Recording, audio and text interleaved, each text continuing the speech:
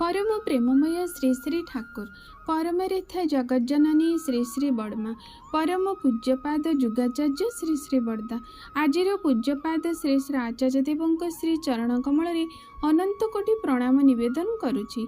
सभी गुरु परिवार श्रीचरण मध्य अनंत कोटि निवेदन करुछि।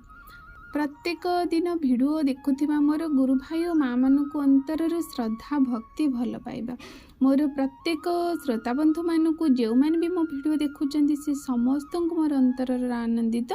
जय गुरु। सबुदिन परि आज एक सुंदर विषय आलोचना करबा जो विषय आम मान जीवन पर अत्यंत मूल्यवान हो आप मान जीवन में ताहा ही माने प्रेरणामय हो मो जीवन को परिवर्तन करो यहाँ ही मोर परम पिता श्रीचरण में विनम्र निवेदन। तेणु आज आलोचना रखा सुंदर विषय किपरि भाव आम जीवन में आमे माने ठाकुर को तो प्रत्येक दिन आमे नहीं चलवा मुख्य आलोचना तो केवल सबुरी आलोचनार मुख्य तो केवल श्री श्री ठाकुर। तेरे आज आलोचना माने रखिबा जे प्रत्येक माने माने किपरि आमे आमर तो लक्ष्य ना आमे किपरि तांको नेई आम जीवन को अतिबाहित करबा ताहले किपरि आमर आचरण कर्म कले आमे तांको पाखरे रहिचे बोले आमे अनुभव करबा माने आमे जानि परिबा से विषय गोटे छोट उदाहरण मध्यम छोट कहानी मध्यम आम जाना जे माने परम पिता को नहीं आम जीवन में किपरि भाव चलवा।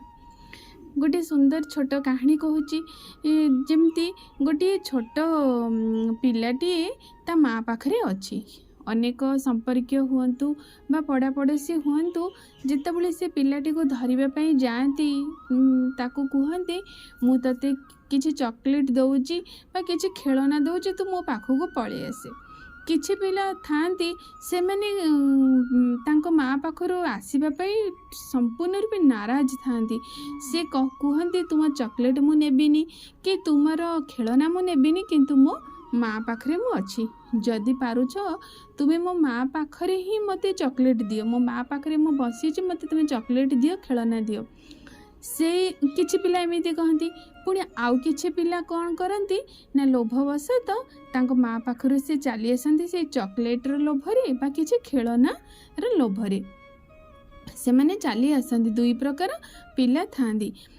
एई कथाटी पळे आसीबो आम ठाकुर को आम भीतर माने एई कहानी सहित संपर्क रहिले आमे जानि परिबा।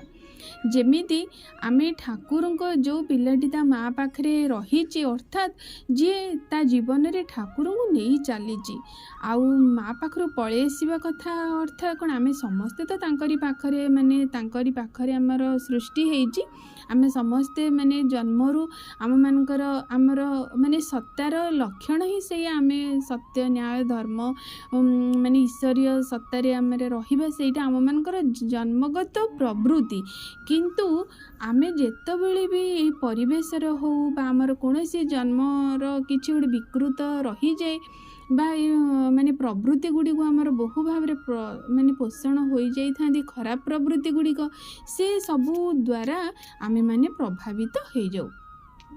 जो पिलाटी जेते जहाँ खेलना बा चॉकलेट बा जेते भी लोभनीय जिनिस देखैले से ता माँ पाखरे आसे नहीं सी को प्रकार भक्त बा किए माने ठाकुर को नहीं क्यों माने रहती सेटा देखा जितेबाला जो मनीषटी बा जो भक्त जनक माने जीवन में ठाकुर को जीवन में ग्रहण करंतु करिकी चलुथिबे आउ सत्य न्याय धर्म पथरे आसुथिबे सेमान तो तांको पाखरे अच्छे कारण जहाँ पाखरे ऐश्वर्य सत्ता थाए से तो सब असत को ग्रहण करि परिबो नहीं से सतरे ही सब बेले साथ देउथबो से भली से जाउथबो।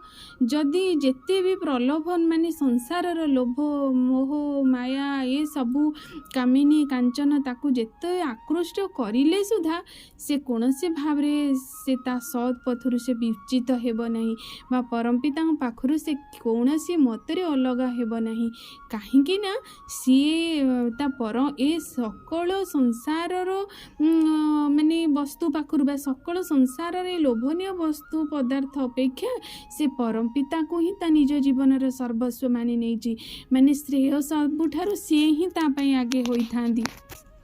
सेइथिपाई से जेते भी प्रलोभित जिनिस ता आगे पड़े जेते भी प्रलोभित परिस्थिति आसू से कौनसी भाव ତା ଧର୍ମରୁ, ତା ନୀତିରୁ, ତାର ବିଧାନରୁ, ତାର ଯାହାକି ମଣିଷର କର୍ତ୍ତବ୍ୟରୁ ସେ ବିଚ୍ୟୁତ ହୁଏ ନାହିଁ। ସେଇ ମାନେ ଯେତେ ବିପଦ ଆସୁ ପଛେ, ଏତେ ଝଡ଼ ଝଞ୍ଜା ବିପଦ ତା ଜୀବନରେ ମାନେ ଆସିବ, ମାନେ ସତ୍ୟ ପଛେ ସେ କୌଣସି ଭାବରେ ମାନେ ସେ ତା ଭଗବାନଙ୍କୁ ସେ ତ୍ୟାଗ କରନ୍ତି ନାହିଁ, କରିବେ ମଧ୍ୟ ନାହିଁ। ସେଇଥିପାଇଁ ସେଇମାନେ ହିଁ ପ୍ରକୃତରେ ଅନୁଭବ କରନ୍ତି ଯେ ଭଗବାନ ତାଙ୍କୁ ସେମାନେ କିପରି ଭାବରେ ରଖନ୍ତି। କାରଣ ତାଙ୍କ ପାଇଁ ଭଗବାନ ହିଁ ତାଙ୍କ ପାଇଁ ମାନେ ମୁଖ୍ୟ। କାରଣ ଭଗବାନଙ୍କୁ ଭଲ ପାଆନ୍ତି ବୋଲି ତ ସେ ସତ୍ୟ ନ୍ୟାୟ ଧର୍ମ ପଥରେ ଚାଲିବା ପାଇଁ ଚାହାନ୍ତି ବା ଭଲକୁ ଗ୍ରହଣ କରନ୍ତି। ସିଏ ହେଉଛନ୍ତି ସେଇ ପ୍ରକାରର ସନ୍ତାନ ଯିଏକି ତାଙ୍କ ଈଶ୍ୱରଙ୍କୁ କୌଣସି ମତରେ ଛାଡ଼ନ୍ତି ନାହିଁ।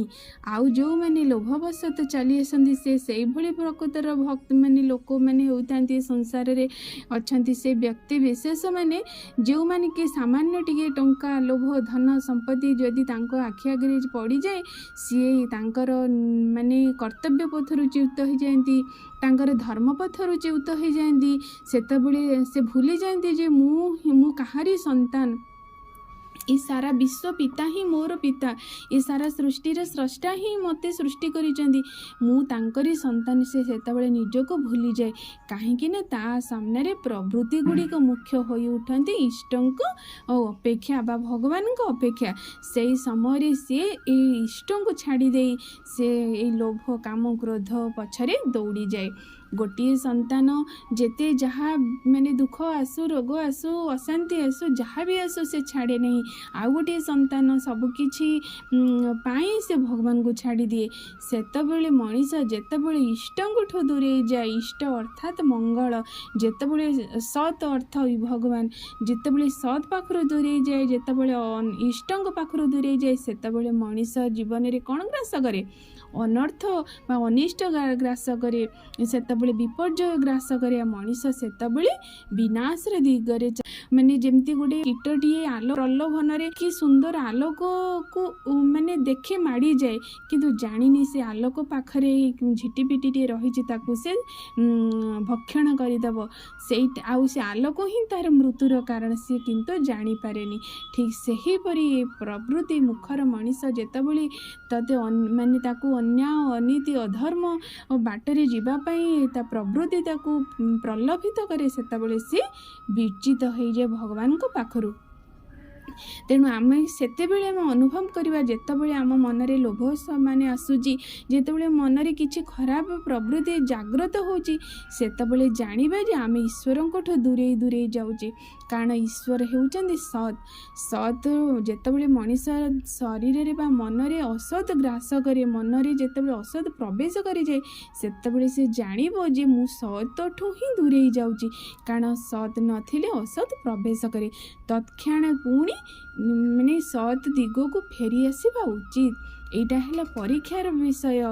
ମାନେ ଆମେ ନିଜକୁ ନିଜେ ଆମେ ପରୀକ୍ଷା କରିବା, ମୁଁ ପ୍ରକୃତରେ ଭୁଲ ବାଟରେ ଯାଉଛି, ଭୁଲ ବାଟରେ ଯାଉଛି ମାନେ ମୋର ଜୀବନର ଗତିପଥ ଭୁଲ ହେଲେ ଆମ ଗନ୍ତବ୍ୟ ମଧ୍ୟ ଭୁଲ ହେଇଯିବ।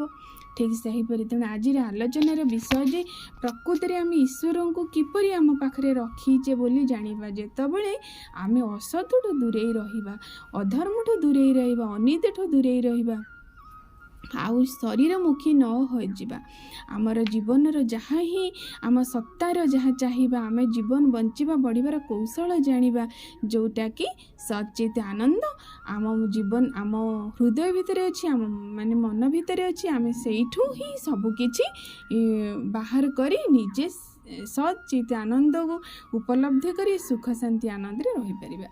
ତେଣୁ ଆଜିର ଆଲୋଚନାଟି ନିଶ୍ଚିତ ପାଖରେ ଆମେ ଜାଣିଲେ ଯେ କିପରି ଭାବରେ ଆମେ କେଉଁଭଳି ଭକ୍ତ ହେବା ବା କେଉଁଭଳି ପିଲାଟି ହେବା। ଯେତେ ମାନେ ପ୍ରଲୋଭନ ଏ ସଂସାର ଆମକୁ ଦେଲେ ମଧ୍ୟ ଆମେ ପ୍ରଲୋଭିତ ହେବା ନାହିଁ, ବରଂ ସଂସାରକୁ କହିବା ଯେ ମୁଁ ମୋ ମା' ପାଖରେ ଅଛି, ଯେମିତି ସେ ଛୋଟ ଛୁଆଟି ମୋ ମା' ପାଖରେ ଅଛି, ତୁମେ ମୋତେ ଦିଅ। ବାଧ୍ୟରେ ସେ ସଂସାର ଯେତେବେଳେ ସନ୍ତାନଟି ତା ମା' ପାଖରେ ଥାଏ, ସେଇ ସଂସାର ଯେତେବେଳେ ତାକୁ ପ୍ରଲୋଭିତ କରିବା ପାଇଁ ଚାହେଁ, ସେଇ ସମ୍ପର୍କୀୟ ହୁଅନ୍ତୁ ବା ପଡ଼ାପଡ଼ୋଶୀ ହୁଅନ୍ତୁ, ସେତେବେଳେ ତା ମା' ପାଖରେ ଥିଲେ ସୁଦ୍ଧା ତାକୁ ହିଁ ସେ ଖେଳନା ମିଳିଯାଏ, ସେ ଚକୋଲେଟ୍ ମିଳିଯାଏ। ठीक सेहीपरि मनीष जेतेबेले ईश्वरଙ୍କ पाखरे रहे सबु किछि विपद आपद को से निज जीवन रे हसी हसी ग्रहण करि जाए सेते बेले ही से सुख शांति आनंदर द्वार ता पई खोली जाए। एया ही होछि प्रकृतर वास्तव चित्र गोटे मनीषर। तेणु आशा करी आपण मानक आलोचनाटी अत्यंत प्रेरणामय हो, आलोचनाटी अत्यंत जीवनीय हो, आपण मानक आलोचना बहु काम आसो। यहाँ ही मोर परम पिता श्रीचरण विनम्र प्रार्थना। आज आलोचनाटी ये रखुची। आगामी दिन आउ एक सुंदर आलोचना आपण मान पाखक आसबि रहुची। जय।